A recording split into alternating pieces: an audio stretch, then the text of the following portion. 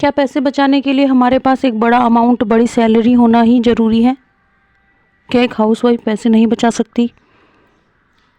और अगर वो बचाना चाहे तो वो कैसे बचाए, और वो उन पैसों से क्या क्या कर सकती है? ये सारे सवाल आपके मन में आते रहते हैं। जैसे कि मैं आपको एक एग्जांपल देती हूँ कि मैं जब छोटी थी तो हमारे पड़ोस में एक आंटी जी थी, तो उनके घर के अंदर ही एक छोटी सी दुकान थी जिसमें वो रोज़मर्रा की ज़रूरत के सामान और बच्चों की टॉफ़ियाँ वगैरह ये सब बेचती थी।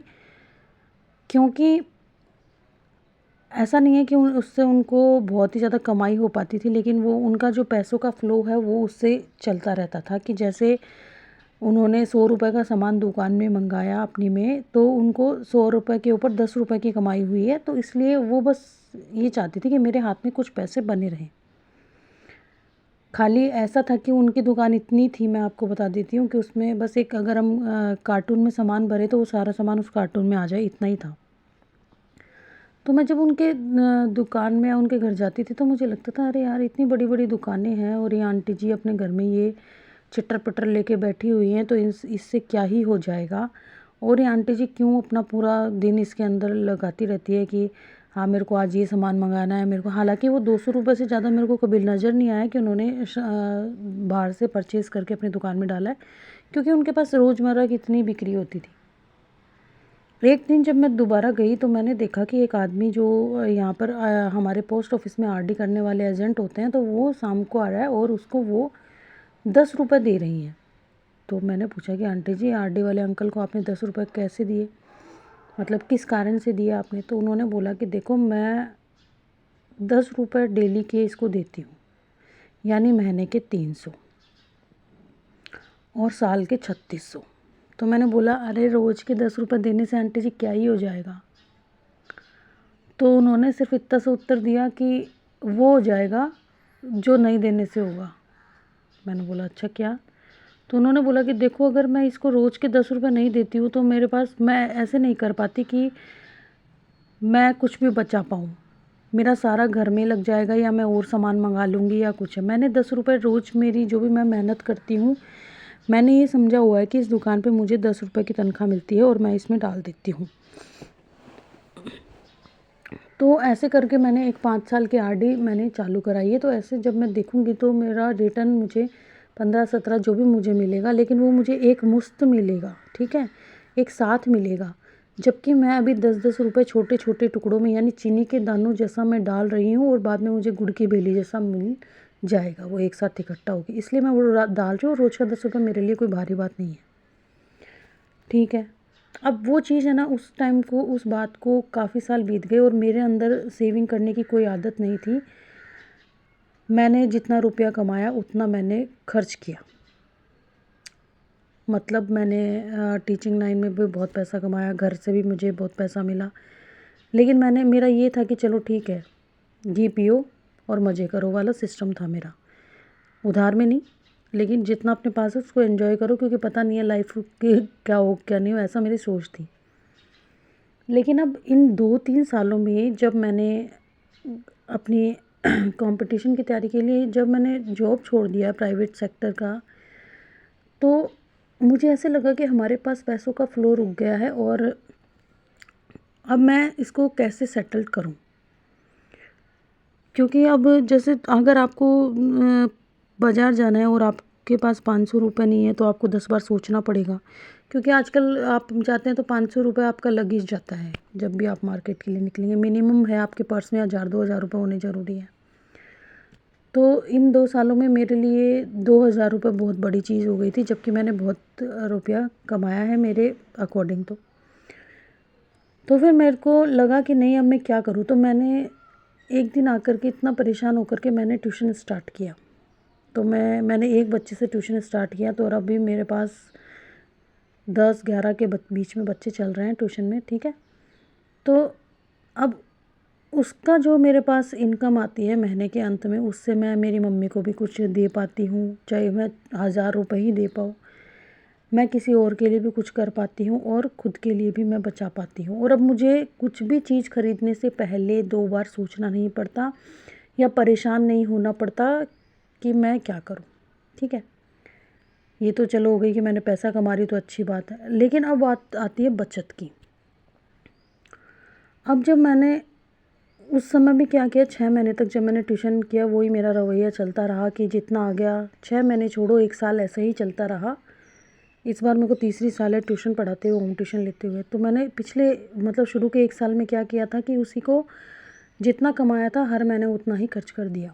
तो जब जून के महीने में कोई भी ट्यूशन नहीं आता था, छुट्टी में चले जाते थे सब बच्चे, तो मैंने देखा कि अरे मेरे पास तो कुछ भी पैसा बचा नहीं, और मैं 1 महीने ऐसे हो गई हूँ कि अरे अपने पास तो कुछ भी सेविंग्स नहीं है।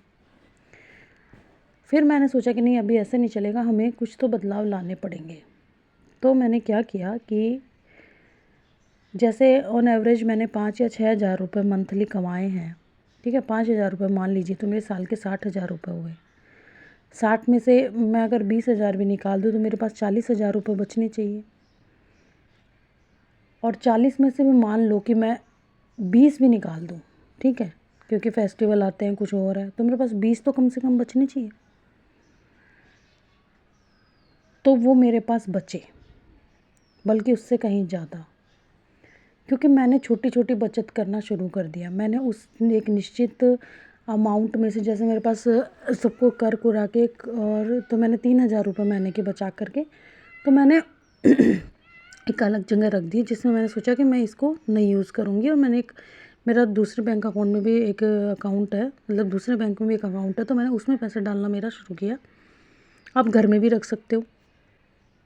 तो अब जब मैं देख रही हूँ तो मेरे पास क्या है ना कि लगता है कि हाँ, पीछे मेरे एक सपोर्ट सिस्टम है, वो है मनी। क्योंकि जब मैं अगर थोड़ा सा भी अगर अनिश्चितता होती है और 1 महीने अगर बच्चे ट्यूशन नहीं आए जैसे छुट्टी में, तो उनको इस तरीके से परेशान नहीं होना पड़ेगा कि मेरे हाथ में कुछ भी नहीं है। देखिए, इतनी रामायण बताने का सिर्फ एक ही मतलब है कि बचत का क्या महत्व है। बचत हमें करनी ही चाहिए। अब बात आती है कि गृहिणी की।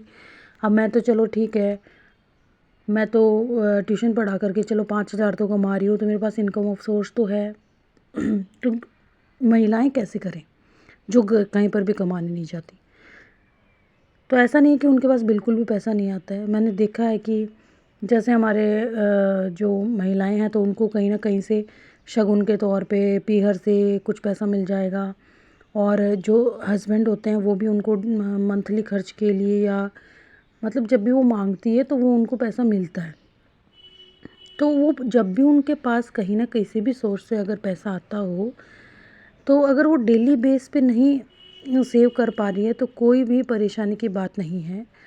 जब भी आपके पास जितना भी पैसा आए, आप उसका 10% निकाल करके अलग रख दीजिए कि मुझे ये तो अभी काम में लेना ही नहीं है। वही आपकी मेन सेविंग है। जैसे आप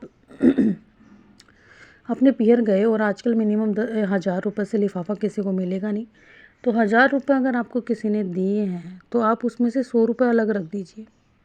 सिर्फ इतना ही तो करना है। अगर आपको 500 रुपये मिले तो आप 50 रुपये अलग रख दीजिए। फिर आप देखिए तो सही कि आपके पास कुछ समय बाद एक अलग से सेविंग होगी और आपको लगेगा कि अरे ये तो मुझे अचानक से मिला हुआ पैसे की तरह वो महसूस होता है कि ये अचानक से मेरे पास कहीं ना कहीं से पैसा आ गया।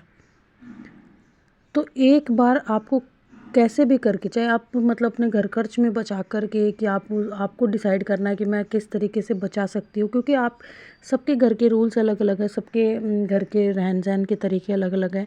तो मैं सबको ये नहीं बता पाऊँगी कि किस तरीके से करना है। बस आपके दिमाग में एक पॉइंट रखना है कि हमें चाहे 100 रुपये बचाएं, चाहे 10, चाहे 50, लेकिन हमें एक डिब्बा डाल लो, कोई पर्स डाल लो, चाहे कुछ भी कर लो, उसके अंदर आपको थोड़ा बहुत ऐसा पैसा निकाल के साइड में रख देना है जो आपकी अपनी सेविंग्स हो, जिसमें लगे कि ये नहीं अभी आपका अपना पैसा हो, जिसे आप पूरे अधिकारपूर्वक कह सको कि ये मेरा ही पैसा है, जिसे मैंने बड़ी ही शिद्दत के साथ बचाया है। क्योंकि पैसों का जीवन में बहुत महत्व है। अगर आप अपनी कुछ भी, अगर आपको छोटा सा एक पेन भी ख़रीदना होगा तो आपको बाज़ार में फ्री में कोई नहीं देगा, उसके लिए आपको 5 रुपये खर्च करने ही पड़ेंगे। एक रजिस्टर भी ख़रीदने जाना है तो आपको 40 रुपये देने पड़ेंगे। आपको एक बिंदी का पत्ता भी ख़रीदने जाना है तो आपको उसका 5 या 10 रुपये देने पड़ेंगे। तो जब फ्री में कुछ भी नहीं मिलता तो हम उसको इस तरीके से क्यों ज़ाया करें, हम एकदम से क्यों पैसों को बहा दें। आपको सेविंग करनी की आदत बनानी ही पड़ेगी। तो शुरुआत छोटे छोटे चीज़ों से कीजिए। 10 रुपये बचाइए, 50 बचाइए, 100 बचाइए, जितने आप बचा सकते हैं बचाइए। अगर आपके पास बैंक अकाउंट नहीं है कोई दिक्कत नहीं है, आपके पास कोई आरडी एफडी नहीं है कोई दिक्कत नहीं है, आपके पास कोई डिब्बा मिल जाएगा प्लास्टिक का, आपके पास कोई पर्स मिल जाएगा, आपके पास कोई गुल्लक मिल जाएगा, आप उसके अंदर डालिए। उसके बाद आप देखिए आपके आत्मविश्वास में भी कुछ तो परिवर्तन ज़रूर आएगा और एक ऐसी फीलिंग होगी कि हाँ मेरे पास एक सेफ अमाउंट बचा हुआ है। बस देर है तो शुरुआत करने की, शुरुआत कीजिए दोस्तों। अगर मेरी बातें अच्छी लगी हो आपको तो like and share my channel.